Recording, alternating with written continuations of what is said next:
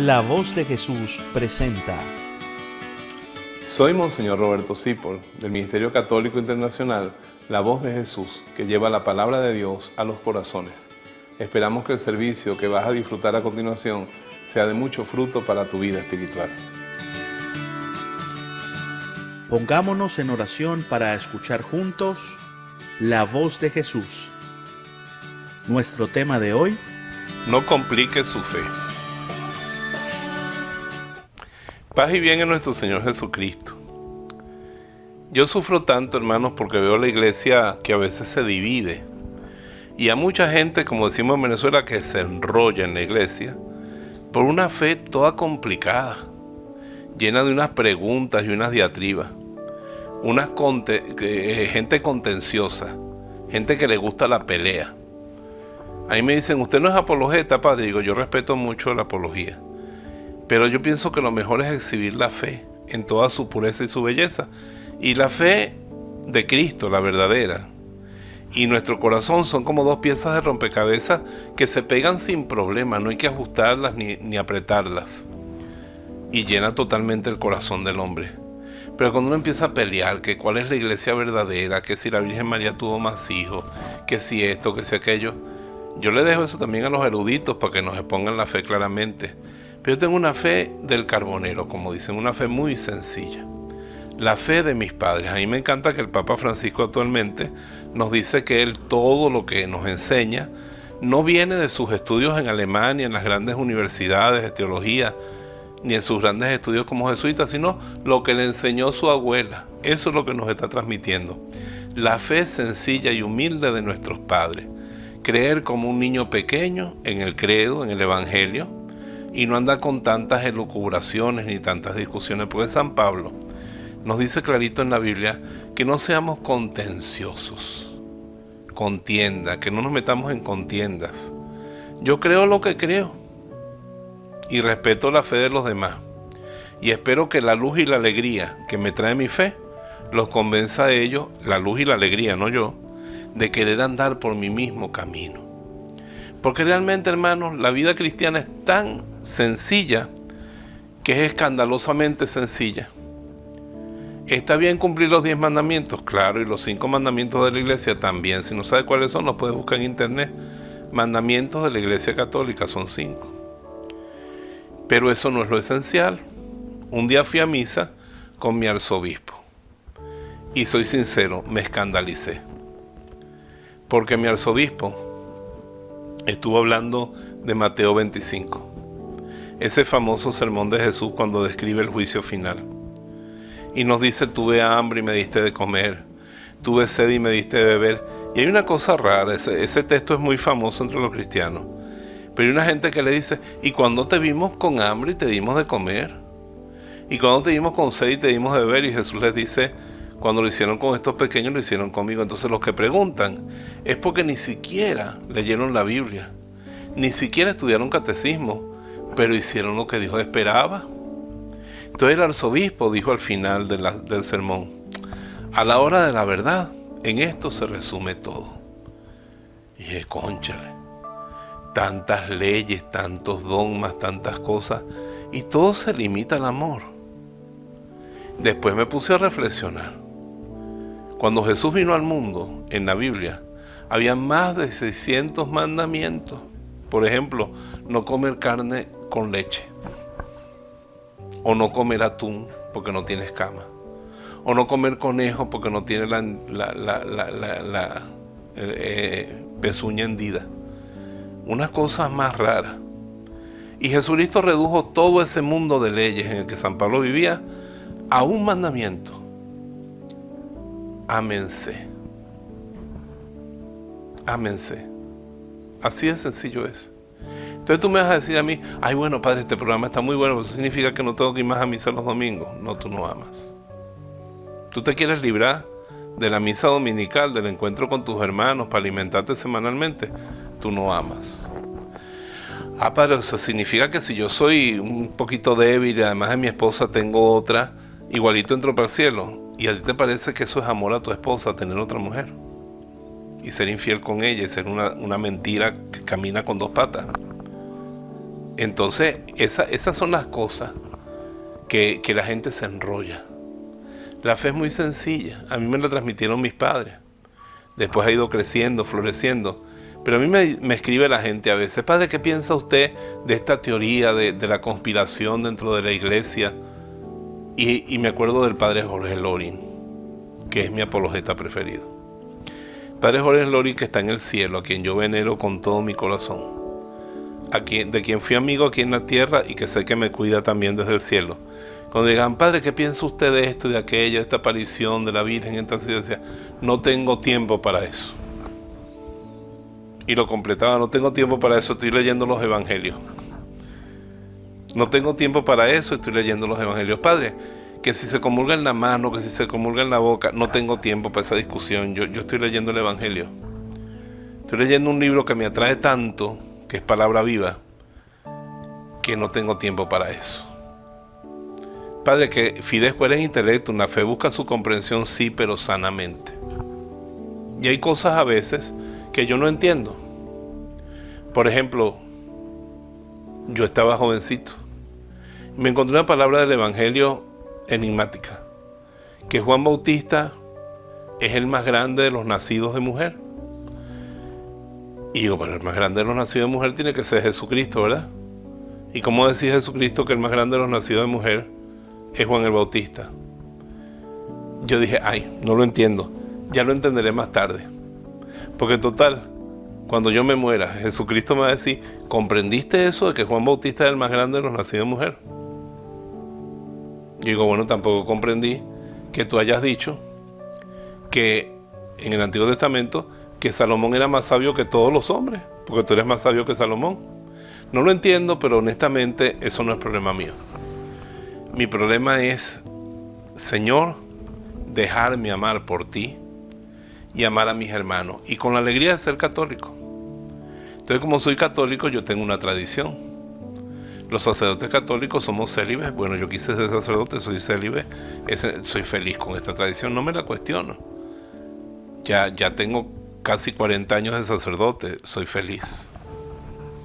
Entonces, no me meto en discusiones sobre el celibato y el no celibato. Hay cosas que tienen que tratar nuestros pobres pastores. Los arzobispos, los obispos, los responsables de la iglesia, la gente que convocan un sínodo sobre algún tema, tienen que discutir algunas cosas y echarle cerebro al asunto. Pero yo en mi vida sencilla, mi hijo, lo importante es amar. Carlos Carreto, que es un santo que está en el cielo, nunca me olvido un libro que leí de él. Y creo que en ese libro estaba la esencia del cristianismo. Él fue jefe de la Acción Católica Italiana, sabía bastante pastoral, bastante teología, pero decidió ser un seguidor de Carlos de Foucault. Y le dieron el Santísimo Sacramento para que estuviera con él largos días en el desierto, agua y comida suficiente, y le dieron 2 mantas. Pero dice que soñó muy mal esa noche porque le pidieron una manta y él no la dio, por miedo de que necesitara las 2. Y en la noche soñó que estaba en el infierno o en el purgatorio. Y lo que tenía encima era la manta que negó. La manta que le negó al hermano con frío. Era como una piedra inmensa que lo oprimía y no lo dejaba respirar. Y ahí en ese lugar del infierno pasó toda la noche. Para mí esa visión del infierno de Carlos de Carlos Carreto se parece mucho a la que tuvo Santa Teresa después. Y él se dio cuenta entonces que él tenía que amar a riesgo. Amar a riesgo.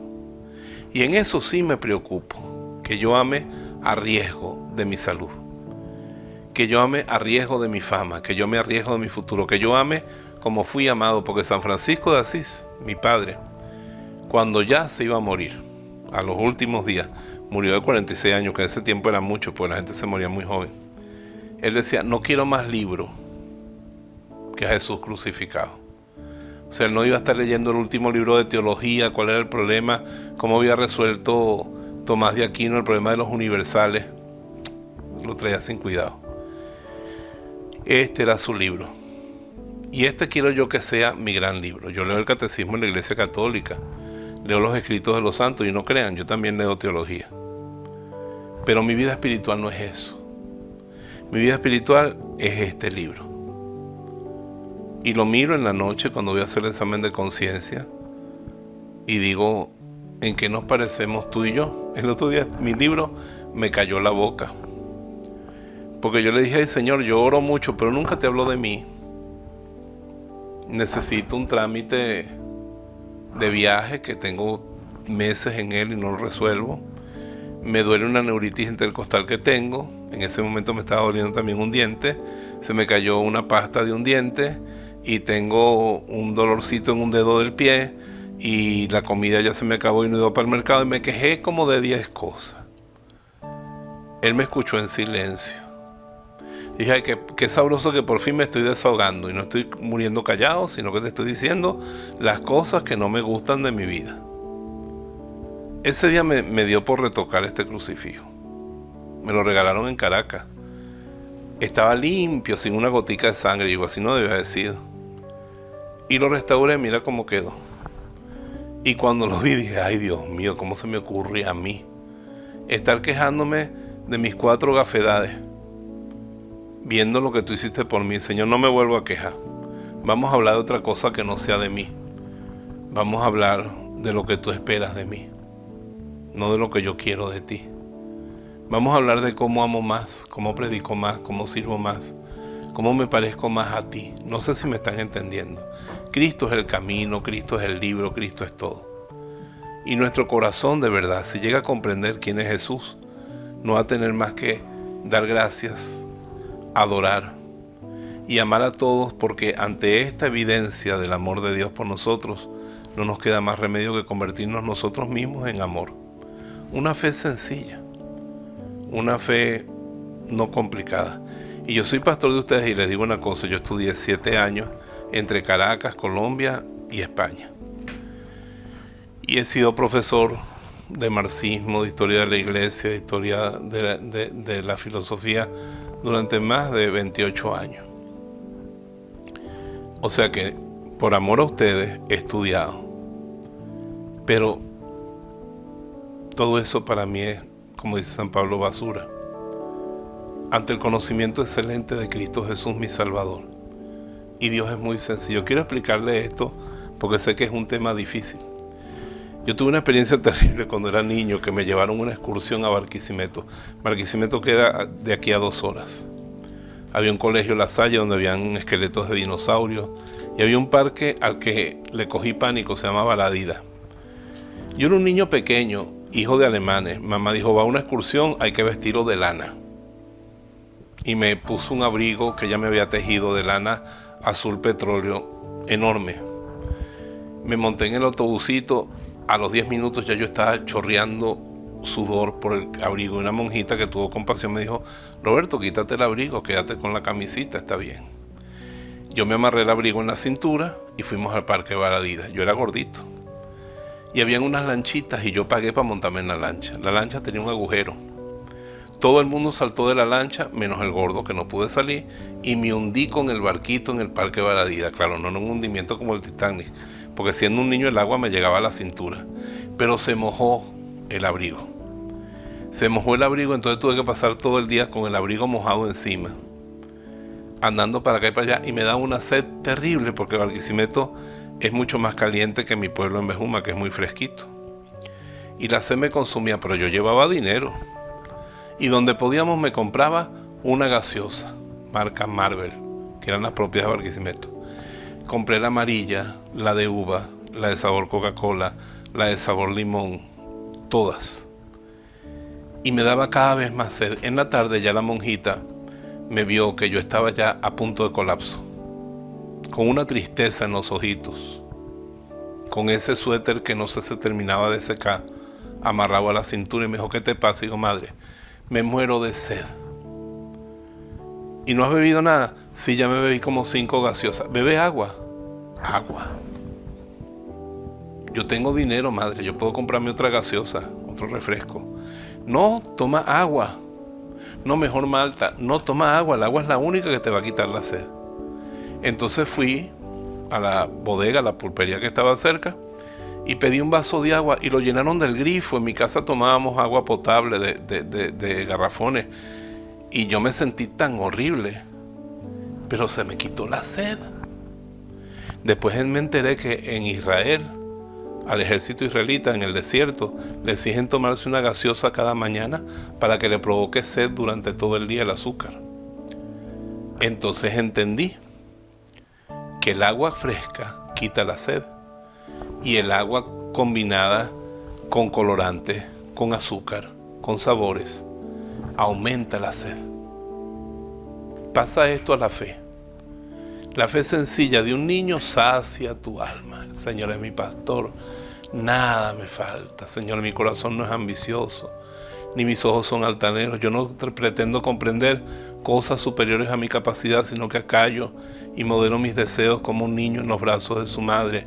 Espera Israel en el Señor ahora y por siempre. Ese salmo lo escribió el rey David.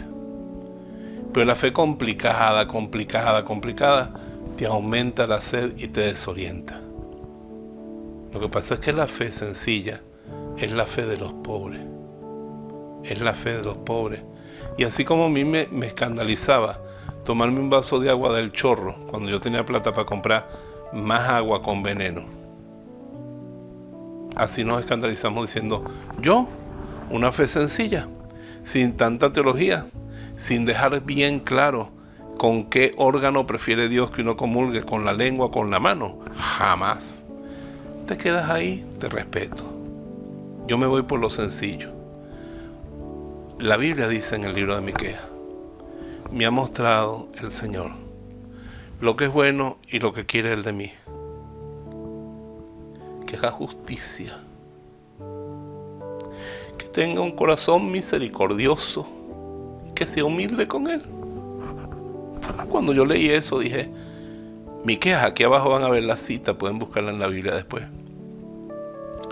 Me ha mostrado el Señor lo que es bueno y lo que Él quiere de mí, que sea justo, que tenga un corazón misericordioso y que sea humilde frente a Él. Y después lo resumió en esto, este es mi mandamiento, que se amen. Él nos está mirando.